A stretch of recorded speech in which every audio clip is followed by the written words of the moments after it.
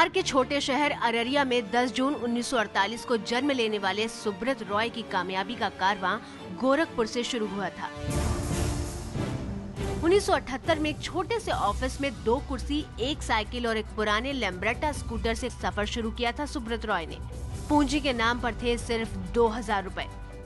ये वो दिन याद है जब साइकिल और एक लैम्ब्रेटा स्कूटर पर वो चला करते थे और हर तरह का, चाहे साबुन का बिजनेस हो, चाहे नमकीन का बिजनेस हो, छोटे छोटे पैकेट्स अपने पीछे लाद कर करके रख करके। अब बचपना था, लैम्ब्रेटा तो मुझे याद है, लैम्ब्रेटा स्कूटर तो मुझे याद है, क्योंकि हम ही लोग ढकेल के बैठ के फिर पीछे घूमते भी थे, छोटे छोटे थे, बहुत छोटे थे। सपने बेचने में शुरू से माहिर हैं सुब्रत रॉय। अपने शुरुआती दिनों में उन्होंने छोटी कमाई वाले लोगों को बड़े बड़े सपने दिखाए। छोटी कमाई उनके पास जमा होने लगी और सुब्रत रॉय सफलतापूर्वक सपने बेचने लगे। इन्होंने बहुत गरीब लोगों का, उससे जो लोग अपने दिन भर में 10 रुपए कमाते होंगे तो 2 रुपया इनके उधर जमा कर देते होंगे, उनसे इन्होंने अपना शुरुआत करी बिजनेस की और उसी पैसे को, जैसे हमें पता है, लोग बताते हैं कि उसी से मल्टीप्लाई करा। सपना दिखाने में, सपना बेचने में महारत तो उनको रही, चाहे एमबी वैली हो बम्बई के पास या लखनऊ में सहारा शहर हो, फिल्म स्टारों को यहाँ आना हो, बड़े बड़े कार्यक्रम करना हो। सुब्रत रॉय को जल्द ही समझ में आ गया कि कारोबार की दुनिया में कामयाबी के लिए राजनीति का साथ बहुत जरूरी है। पहले वो उत्तर प्रदेश के तत्कालीन मुख्यमंत्री वीर बहादुर सिंह के संपर्क में आए और जब मुलायम सिंह के शासनकाल में अमर सिंह उत्तर प्रदेश औद्योगिक विकास परिषद के अध्यक्ष बनाए गए तो इस परिषद में सुब्रत रॉय समेत उनके तमाम करीबी शामिल किए गए।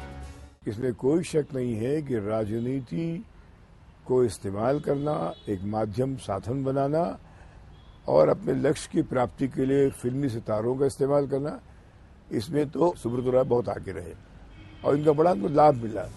लेकिन खुद सुब्रत रॉय का दावा है कि वो राजनीति के दांव पेच से बहुत दूर रहते हैं। वो तो बस राजनेताओं के साथ व्यक्तिगत रिश्ते बनाते हैं, बिना किसी तरह के नफे नुकसान को तौलते हुए। दरअसल मैं कभी भी किसी भी राजनीतिक नेता के पास नहीं गया हूँ अपने किसी अनड्यू फेवर पाने के लिए या कोटा और लाइसेंस वगैरह को प्राप्त करने के लिए मैं कभी नहीं गया। धीरे धीरे सुब्रत राय का साम्राज्य बढ़ने लगा। रियल एस्टेट, खेल, पर्यटन, होटल, सिनेमा, कारोबार की हर दुनिया में धीरे धीरे छाने लगे सुब्रत राय। उनको करीब से जानने वाले बताते हैं कि जिस तरीके से वो बिजनेस की बारीकों को समझते हैं, उसी तरीके से उन्हें ये भी पता है कि किस तरह के लोग उनके काम आ सकते हैं। एक मुझे बड़ा अजीब लगता था, जो उनके एडवर्टीजमेंट्स भी छपते थे, उसमें जुडिशरी के भी रिटायर्ड लोग होते थे, उसमें ब्यूरोक्रेट्स भी रिटायर्ड होते थे। और मेरा जहाँ तक ख्याल है, ये सुब्रत रॉय जी का स्टाइल था कि जिस प्रोफेशन के लोगों को उनको अपने पास लाना है या उनसे कांटेक्ट डेवलप करना है, वो रिटायर्ड लोगों को एक ब्रिज की तरह इस्तेमाल करते थे। शोहरत और ग्लैमर की ताकत को भी अच्छी तरह समझते हैं सुब्रत रॉय, लेकिन इस ताकत का कारोबार की दुनिया में इस्तेमाल कोई सुब्रत रॉय से सीखे। मुलायम सिंह यादव और अमर सिंह जैसे लोग उनके घर का हिस्सा बने तो अमिताभ बच्चन बड़े भैया और अनिल अंबानी परम मित्र। तो मुझे लगता है कि राजनेता और फिल्म अभिनेताओं से संपर्क करके उन्हें माध्यम बना के सुब्रत राय ने काफी लाभ उठाया, तरक्की की और काफी आगे बढ़े। सितारों की महफिल सजाने में भी माहिर है सुब्रत। देश के जाने माने खिलाड़ी उनके मेहमान बनते हैं तो शाहरुख जैसा बड़ा स्टार मेहमानों की खातिरदारी का जिम्मा उठाता है। कौन कम वक्त बर्दाश्त करने के लिए पीता है? कौन कम वक्त बर्दाश्त करने केड़ा कम वक्त बर्दाश्त करने के लिए पीता है? हम तो पीते हैं, असी तो पीने आ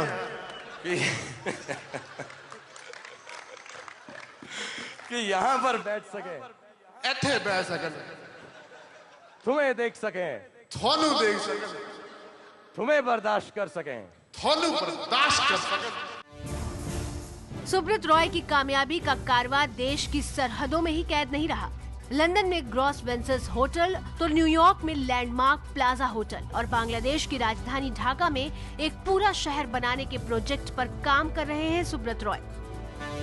1986 में नोबल सिटीजन अवार्ड, 1994 में उद्यम श्री, 2001 में नेशनल सिटीजन अवार्ड, 2002 में business man of the year, 2004 में ग्लोबल लीडरशिप अवार्ड और 2007 में TV icon of the year का अवार्ड मिला। लेकिन इन तमाम सम्मानों के बावजूद तमाम तरह के आरोप सुब्रत रॉय का पीछा करते रहे। उन पर काले धन के इस्तेमाल का आरोप भी लग चुका है। पहली बात तो किसी का पैसा मेरे पास 1 रुपया भी किसी का इस संस्था में नहीं है। ये बात अलग है, किसी ब्रांच में कोई अगर 10, 20, 50 हजार रुपए जमा कराए हो तो मुझे नहीं मालूम। सुब्रत राय का दावा है कि उनके बिजनेस एम्पायर की नींव ईमानदारी है और मेहनत के बल पर ही उन्होंने अरबों का साम्राज्य खड़ा किया है। लेकिन उनके आलोचकों की राय इस मामले में कुछ और है। जब आप मिलिए तो he comes out as a very, जैसे एक बहुत ही श्रूड नेता की तरह वो दिखते हैं। इनके जो मित्र हैं वो आश्चर्य करते हैं, वो लोग दंग हो जाते हैं, और जो शत्रु हैं वो तंग हो जाते हैं। अपने नाम के आगे लगने वाले सहारा श्री को लेकर भी चर्चा में रहते हैं सुब्रत। उनके मुताबिक सहारा श्री उपाधि की खोज भी उन्होंने ही की थी।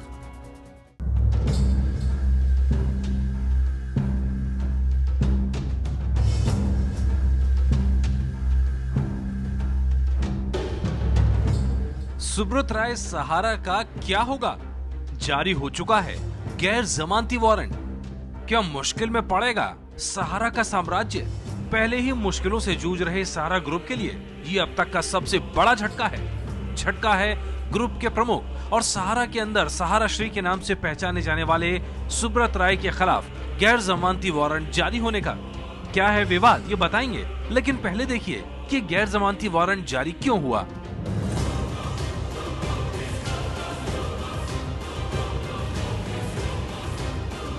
निवेशकों के बकाया 20,000 करोड़ के केस में सहारा समूह के तीनों डायरेक्टर अशोक राय चौधरी, रविशंकर दुबे और वंदना भार्गव सुप्रीम कोर्ट में पेश हुए।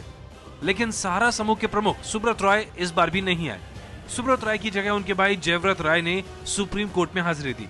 इस पर नाराजगी जताते हुए सुप्रीम कोर्ट ने उनके खिलाफ गैर जमानती वारंट जारी कर दिया। सुनवाई में सुब्रत राय के वकील राम जेठमलानी ने सुप्रीम कोर्ट में सफाई दी कि सुब्रत राय की 95 साल की मां बीमार हैं, उनकी तबीयत बहुत नाजुक है, उन्हें अपनी मां के पास रहने की जरूरत है, इसीलिए वो अदालत में हाजिर नहीं हो पाए। दिलचस्प यह है कि सुब्रत राय इसी महीने की 20 तारीख को लखनऊ में एक शादी की पार्टी में दिखे थे। अखबार में उनकी तस्वीर भी छपी थी, लेकिन अदालत में सुब्रत राय की दलील अलग थी।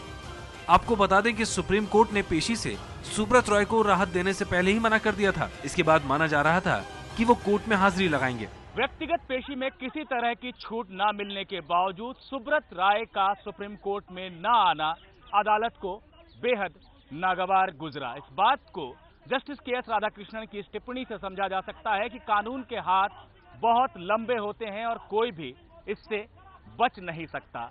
सुप्रीम कोर्ट की तरफ से गैर जमानती वारंट जारी होने के बाद सुब्रत राय की गिरफ्तारी तय है। अब ये पुलिस की जिम्मेदारी है कि मामले की सुनवाई की अगली तारीख यानी 4 मार्च से पहले वो सुब्रत राय को गिरफ्तार करे और अदालत में पेश करे।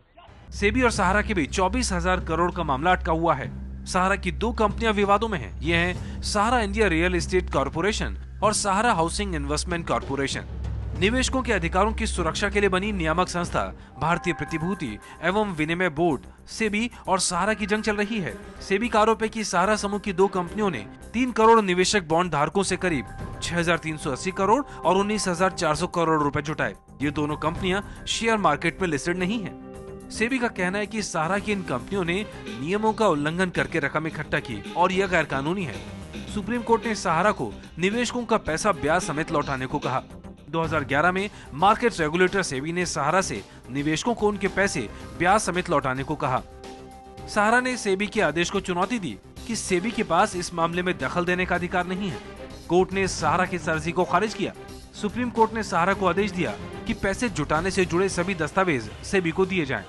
सहारा को यह आदेश भी दिया गया कि 24,000 करोड़ सेबी के पास जमा कराए जाएं ताकि निवेशकों को पैसा लौटाया जा सके। सहारा का दावा है कि उसे इतनी रकम लौटानी ही नहीं है। ये रकम 5,200 करोड़ है जो उसने जमा करा दी है। सेबी ने कोर्ट में कहा कि उसने रिफंड प्रोसेस को शुरू किया है, लेकिन सेबी सहारा के निवेशकों को पहचान नहीं पा रहा क्योंकि जानकारी तय फॉर्म में नहीं थी और कई जानकारियां अधूरी थीं। अब मामला करीब 19,000 करोड़ रुपयों पर अटका हुआ है। सहारा का दावा है कि उसने कुछ गलत नहीं किया और वो सेबी पर बदनाम करने का आरोप लगा रहा है। अदालत में चलते मुकदमे से सहारा ग्रुप की मुश्किलें बढ़ी रही थी, साथ ही छवि पर भी सीधा असर पड़ रहा है। अब तक बात कंपनी या अधिकारियों की हुआ करती थी, जो अब सीधे सहारा प्रमुख तक पहुंच गई है।